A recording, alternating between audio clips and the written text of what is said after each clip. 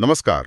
आज हम साहित्य की एक बहुत ही मशहूर और दुखद कहानी की गहराई में उतर रहे हैं। हाँ, विलियम शेक्सपियर की रोमियो और जूलियट। बिल्कुल। हमारे पास इसका एक अच्छा सार है जो कहानी, किरदारों और उसके संदेश को समझने में मदद करेगा।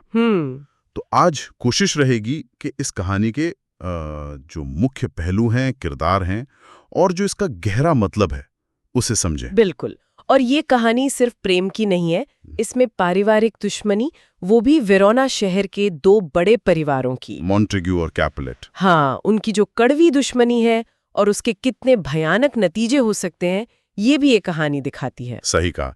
ये दुश्मनी तो जैसे मतलब कहानी का इंजन है, सब कुछ इसी के इर्द गिर्द घूमता है। हाँ, पृष्ठभूमि से कहीं ज्यादा है ये। और इसी माहौल में है हमारे मुख्य किरदार रोमियो जो मॉन्टेग्यू है और जूलियट कैपुलेट। इनके अलावा फ्रायर लॉरेंस भी हैं, जो पादरी हैं और मदद करते हैं। हाँ, और रोमियो का दोस्त मर्क्यूशियो थोड़ा तेज तर्रार। और जूलियट का चचेरा भाई टाइबाल्ट, जिसे गुस्सा जल्दी आता है। और नर्स जूलियट की देखभाल करने वाली एक अहम किरदार है वो भी। कहानी शुरू होती है एक पार्टी से, है ना, कैपुलेट की पार्टी। हाँ, और रोमियो जो मॉन्टेग्यू है वो भेस बदल कर चला जाता है वहां। क्यों? शायद जवानी का जोश या किस्मत कह सकते हैं। और वहीं उसकी नजर जूलियट पर पड़ती है। और बस पहली नजर में प्यार। उन्हें पता भी नहीं कि वो दुश्मन परिवारों से हैं। हाँ, और ये प्यार इतना तेज था, मतलब इतना ज्यादा कि वो समाज के नियमों के बिल्कुल खिलाफ जा रहा था, खतरनाक भी था। इतना तेज कि अगले ही दिन वो फ्रायर लॉरेंस के पास पहुंच जाते हैं और शादी कर लेते हैं चुपके से। हाँ, फ्रायर को उम्मीद थी, जैसा सार में भी बताया गया है, कि शायद इस शादी से परिवारों की दुश्मनी खत्म हो जाए। एक बड़ी उम्मीद थी ये, और शायद थोड़ा ज्यादा आशावादी सोच थी।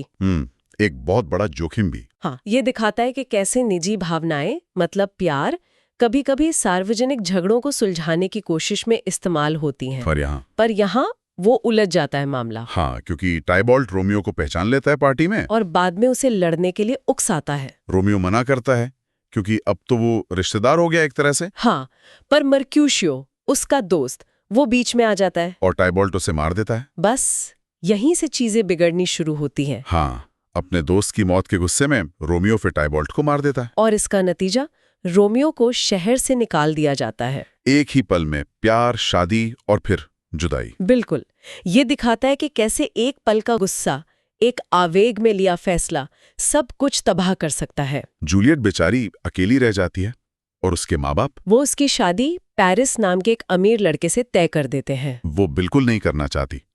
हताश होकर वो फिर फ्रायर लॉरेंस के पास जाती है। और फ्रायर एक और, कहना चाहिए, बहुत ही जोखिम भरी योजना बनाते हैं। हाँ, वो जूलियट को एक दवा देते हैं, ऐसी दवा जिससे वो 42 घंटे के लिए मरी हुई लगेगी, गहरी नींद में। हाँ, बिल्कुल मौत जैसी नींद।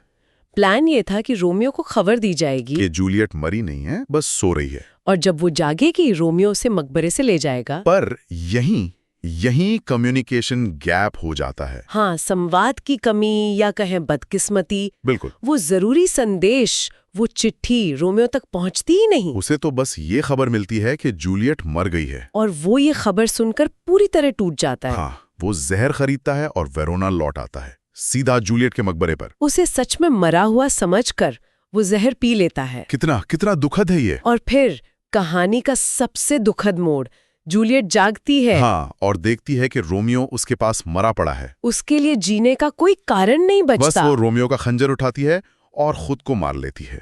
उफ, वो प्यार जो शायद परिवारों को जोड़ सकता था, उसी दुश्मनी की भेंट चढ़ गया। और जब सबको सच्चाई पता चलती है, फ्रायर लॉरेंस पूरी कहानी बताते हैं। तब जाकर मॉन्टेग्यू और कैपुलेट परिवारों को होश आता है। उन्हें एहसास होता है कि उनकी जो सालों पुरानी नफरत थी, उसी ने उनके बच्चों की जान ले ली। वो हाथ मिलाते हैं, शांति कायम करते हैं, पर बहुत देर हो चुकी होती है। हाँ, कीमत बहुत बड़ी चुकानी पड़ती है। तो मतलब सार का निचोड़ क्या निकलता है? सार यही कहता है कि अंधी नफरत, अहंकार और संवाद की कमी, हाँ, ये सबसे पवित्र चीजों को भी, जैसे प्यार और जिंदगी, बर्बाद कर सकते हैं। छोटी सी गलतफहमी, गुस्से में लिए गए फैसले, संदेशों का न पहुंचना, ये सब मिलके इस त्रासदी को रचते हैं। और ये कहानी सदियों बाद भी हमें यही सिखाती है ना? बिल्कुल प्रासंगिक है। बातचीत कितनी जरूरी है, समझना कितना जरूरी है। तो ये सोचने पर मजबूर करता है कि क्या ये सिर्फ बदकिस्मती थी या किरदारों के अपने फैसलों का नतीजा ज्यादा था? हाँ, ये एक बड़ा सवाल है। अगर रोमियो ने थोड़ा सब्र रखा होता,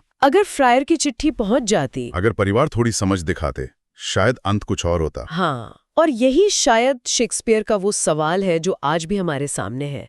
क्या हम नफरत और गलत फहमी के इस चक्र को तोड़ सकते हैं, या इतिहास ऐसे ही खुद को दोहराता रहेगा? एक ऐसा विचार जो इस कहानी को हमेशा हमेशा जिंदा रखता है।